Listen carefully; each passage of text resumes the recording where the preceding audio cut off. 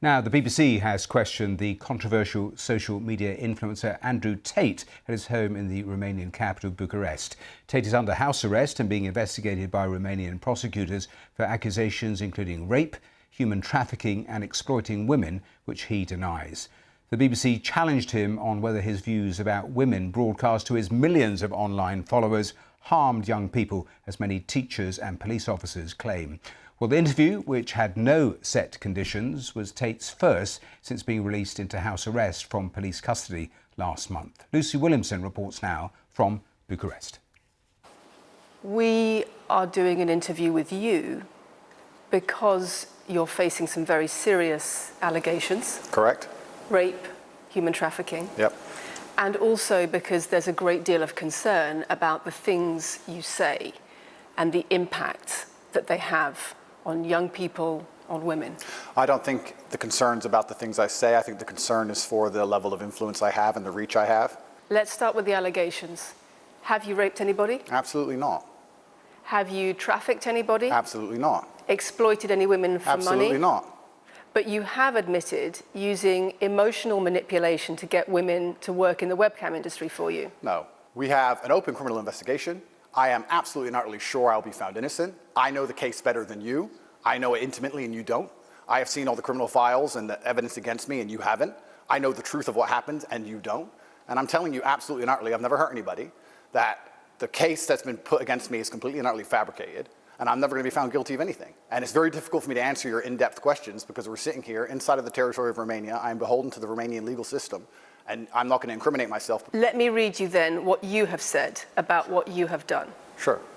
You have said, my job was to meet a girl, go on a few dates, sleep with her, get her to fall in love with me to the point where she'd do anything I say, and then get her on webcam so we could become rich together. I don't think that's what I personally said. I think that's exactly what you said on your website. No, I've never said that. That's something that you found on the internet.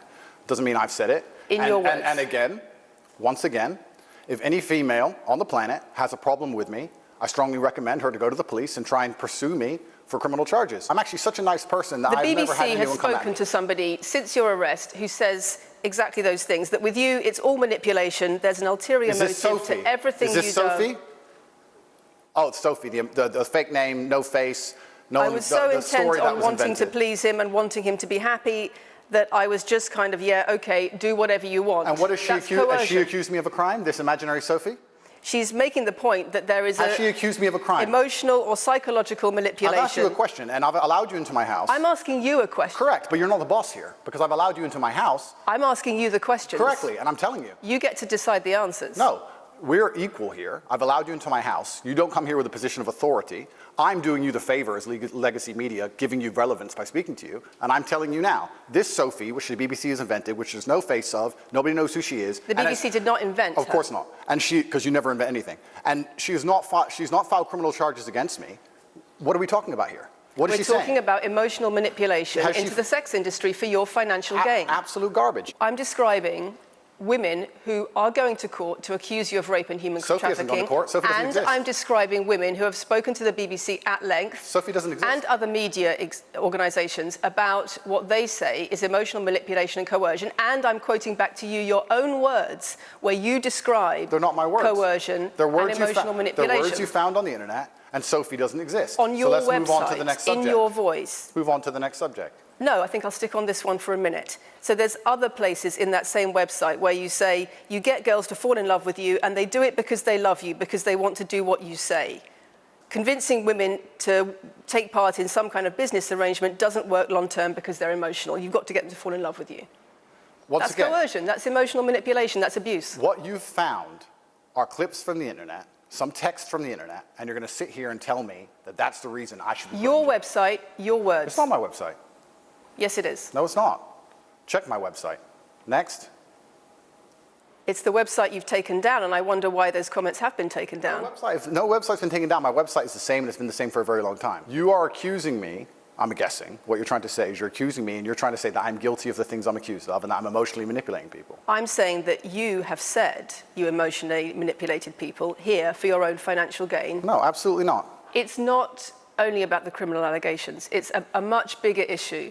you've got children's organisations in the UK, you've got rape organisations in the UK, you've got the police naming you by name as someone who has a harmful influence on children and on women in the UK and elsewhere because of the things you say, because of the way you present gender relations, the way you say men should treat women.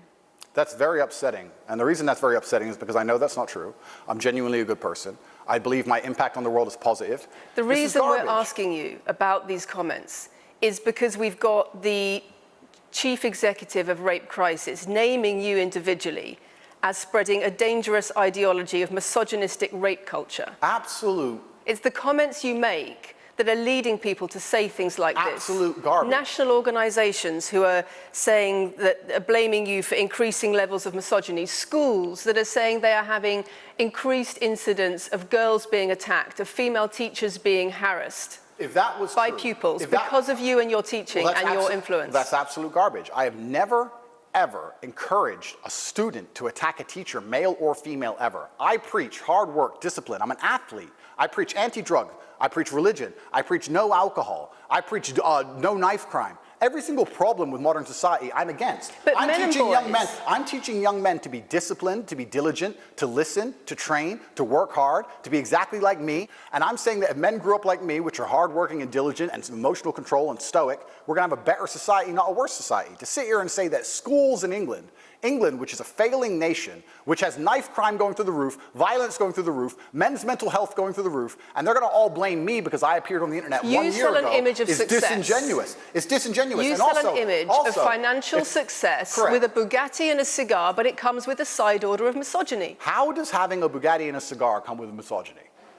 I am asking you about things that you have said that have caused major national organisations, including the police, to worry about you by name.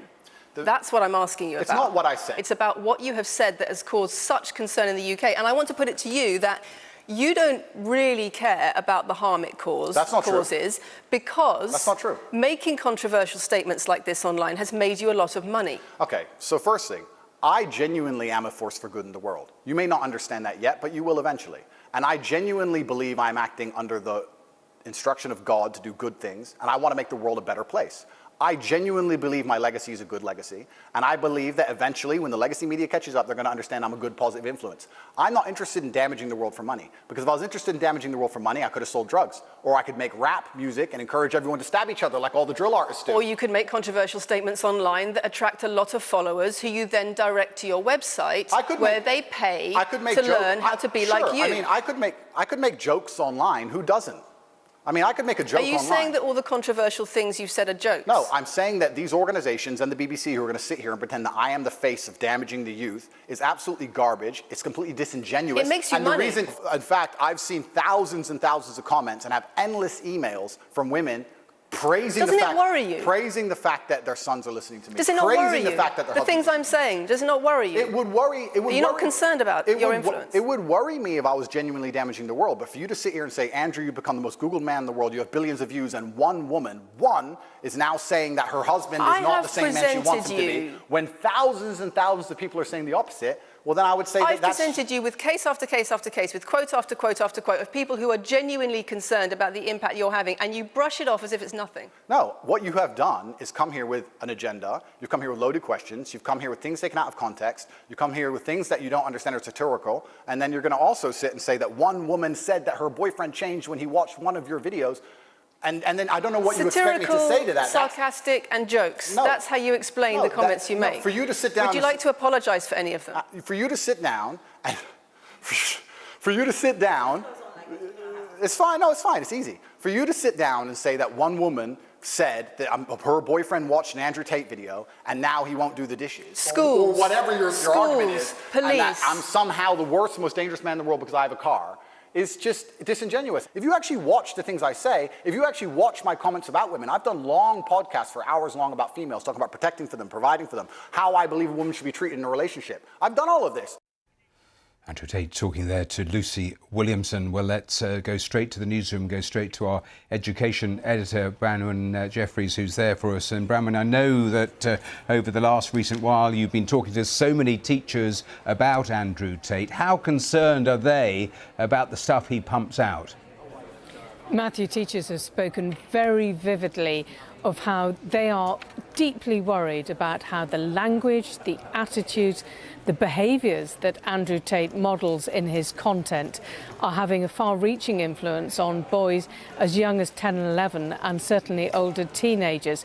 That, they say, is translating into a culture where casual sexism is normalised in UK schools, where the kind of language that you might hear in some of Andrew Tate's videos are then repeated by children back to teachers, and that, along with other online content, is contributing to sexual harassment in schools, to sexual assaults in schools.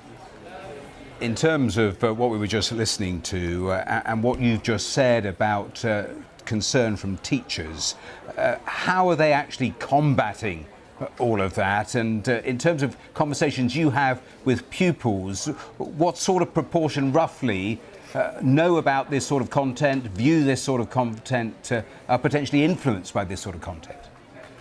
It would be hard to find a teenager in the UK who wasn't aware of Andrew Tate and his content, whether or not they've consumed very much of it themselves, and some of them will have done. He projects this image of success, of fame, of wealth, which very much appeals to some easily influenced young teenage boys, and alongside that they are absorbing some of the other language and attitudes that he's using. Now, schools have genuinely taken a view that they don't want to focus too much on him as an individual, but rather their approach is that they try to teach about respectful language and relationships, to try and give some sense of what is normally acceptable in society, and to build resilience in children so that they can look at online content, look at videos on different social media platforms and distance themselves enough to make a judgment about whether those are behaviours they should be adopting. But schools say they are fighting an uphill battle against what teenagers can see online and on social media, and this is just one part of it.